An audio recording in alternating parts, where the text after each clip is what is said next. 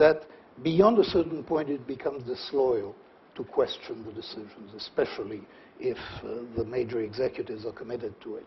This legitimizes dissent. And legitimizing dissent is a major problem for decision-making anywhere. This does it, and it does it cleverly, so that people will be competitive in inventing interesting ways in which the plan might fail. Couldn't it also institutionalize paralysis? I mean, if everyone is writing why this isn't going to work, isn't the danger that you just don't do it? I mean, I think it's going to be very rare where the outcome of a post-mortem will be to abandon the plan altogether. I think it's going to be much more common where the outcome of the pre-mortem is going to be to, as Nassim Taleb would say, to robustify the plan, to take care of particular events that might happen. And this is one way of improving decisions, which is low cost, it is manageable, it can be built into procedures. There aren't very many things like that. But raising the question of what are the quality controls that an organization could implement over its decision making, that is, I think, an important question that is very rarely raised, and that should be raised, not only as a result of this crisis, but I think it's a good question to ask. You're working now on well-being research.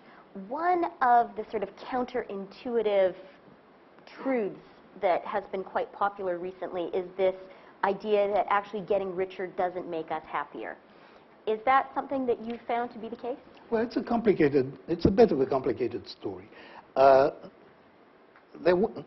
This is very widespread, that money cannot buy you happiness. Now, and there was a line, right? People were saying it was $25,000 a year, and there was a very famous graph that many of you may have seen of the GDP of countries on the x-axis and their well-being on the y-axis, and the line went like that. So roughly, this is how people saw it. They saw it as a rising line and a flat line. In fact, which would be important if true, right? Yes, it would be important if true, but it was false. It was completely false. That line was drawn on the wrong axis. It was drawn on a dollar axis instead of on a log dollars axis. And of course, we should be thinking log dollars because that's the way to think about percentage changes, which is the only thing that is relevant when we're talking about income. When you plot that on log dollars, as my colleague, the economist Angus Deaton, has done, you get a perfect straight line. It actually rises slightly more steeply among richer countries. So money does make us happier? It makes us more satisfied with our lives. It does. Whether or not it makes us happier is a different question, because it turns out... Can you tell us what the difference is between being satisfied with our lives and being happy? I think there are those two aspects that we're beginning to distinguish in the study of well-being, between being happy in your life and being happy about your life. And those are two very different questions. I sometimes speak about different selves. You have an experiencing self that is doing the living, and then you have a remembering or evaluating self that keeps score. And occasionally you think about your life and you keep score. Now, in a survey, when they ask you how satisfied are you with your life, this is an opportunity to score yourself, and you score yourself. When people score themselves, it goes straight up with income. It also goes up with education. In short, it goes up with conventional measures of success. At least in the United States, we have a really brand new finding, not published yet. We're preparing it for publication. Okay, it's a scoop. Oh, it's going to be on YouTube. Oh, my God. Well... you can't stop now. No, You're halfway. You can't stop. I know I can't stop.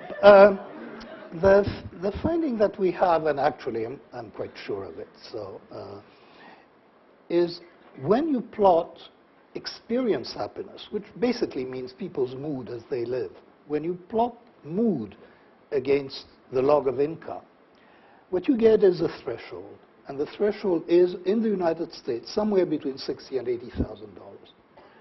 So above that is... And above that, it is absolutely flat. Absolutely nothing happens above that. I mean, it's quite remarkable that you get samples of $50,000 people per point, and they're not significantly different for each other. I mean, it's very, very odd. Below that, it's fairly steep. So that it is true when you talk about experience happiness or emotional happiness rather than about life satisfaction. So this That is kind of how cheerful I am as I go about my day? Yeah, money is not going to make you happy in that sense beyond a certain threshold. Lack of money can make you very miserable. And that there is that clear asymmetry. And any other scoops from your well-being research? Anything else you're learning? Well, there is one finding, I think, that is important, which is when it is good to be rich. And it's it sounded like always yeah, based on this. No, when is it emotionally good to be rich? And this has a lot to do with misfortune. I mean, it turns out that at least in the United States, my guess is that in more egalitarian societies, this is less true. And I wish it were less true in the United States. But in the United States, it is really much better to be rich than poor if you're ill. And it's emotionally better. I mean, but surely that's because they don't have a very good healthcare system. That is in part, and because of lack of insurance, and because of a variety of things. But and also because when you're rich, there are a lot of amenities that you can buy that make the illness less burdensome. So being rich is good for divorce. I mean, being rich is good being rich is good for divorce. Oh, yes. It's good I mean, for illness. Anything else is good for? For misfortunes, it's very good, of course, when you're unemployed. So, what about a popular thesis, particularly in the UK, from the spirit level work that I know you're familiar with, is this notion that our happiness is very dependent on how well the people around us are doing. And our happiness is less about our absolute wealth and more about how we rank. Is that true? I think this is definitely not true with respect to life satisfaction. I mean, the very interesting result that we're finding... With respect to that scoring you're talking about. To the scoring. The very interesting result is it's not strictly comparative. And even when you go across country, there seems to be a worldwide standard about what a good life is. And what's that? Well, it's more or less what Denmark has, or and what isn't, when you look at the ladder of life, which is a score for life satisfaction, the average in Denmark, it's a 11-point scale from 0 to 10. The average in Denmark is 8. The average in Togo is 3.2. This is an enormous difference, and it really lines up with GDP perfectly. And so what's the Danish miracle? Just that they have more money than the people in Togo? No, the Danish miracle, there is something else that is particularly important. It's important for life satisfaction, but it's particularly important for emotional happiness. And this is trust. What emotional happiness is largely about people. It's about spending time with people you like and with people you can trust. And that turns out to be vastly more important for emotional happiness than income, certainly above that threshold. And when you look across countries, in the same way that GDP is a marvelous predictor of life satisfaction across countries, the best predictor of emotional happiness across countries is corruption. That is among the objective indices. And that is because corruption is an index of trust. It's the degree to which people trust each other and trust organizations and trust institutions. And that, it turns out, has an effect on people's mood, on their everyday mood, as we can observe it in surveys. That's a wonderful thought. We weren't supposed to have questions, but I think everything Professor Kahneman has said to us is so interesting that if there are one or two questions, we will take them. Anyone want to ask anything? I have one last question if no one else has a question. Please. Sue Uniman from Mediacom. It's a bit too high. One of the things that seems to be happening is that people are staying in touch with more people for longer. So my kids are on Facebook, and it strikes me that they're perfectly capable now of remaining actively in touch with everybody they've ever known ever. What impact do you think that's going to have on happiness? I don't know yet, actually. I simply don't know. What we do know is that the best single predictor of mood that has been identified is the time that you spend during a day with people you like. Whether Does that have to be face-to-face, whether or that could has it to be be... face-to-face or not is something that at least I don't know. And Are you it's- figuring it out for us? Now I really would like to find out, but actually I have no idea. My guess is that it's not going to be quite as good. Okay. That is, that there is something about face-to-face that makes you smile, and but you know, maybe Skype with pictures. We don't know yet. At least I don't know. But we have the tools. We ought to be able to know, and pretty soon we will. I will suggest to Gallup that they put that into, you know, their world poll and their daily poll. Yeah, come back and tell us next year. And could you do like a ranked one? So Facebook, and then Skype, and then face-to-face? I'm sure it can be done. I'm sure it can be done, and it should be done. That would be very useful information. It should also be very easy to do. So that's a good idea. Thank you. Okay, any more great research questions?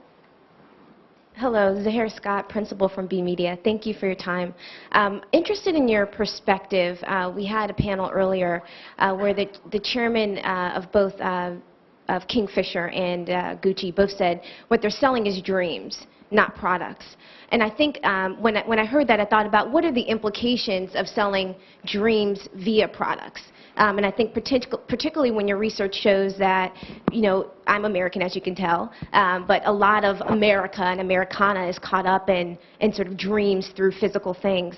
Just interested in your perspective, given the research showing that you can't really buy happiness and beyond a certain threshold it doesn't matter, but still sort of this ethos of consumerism and sort of what's driving that if your data is showing something different.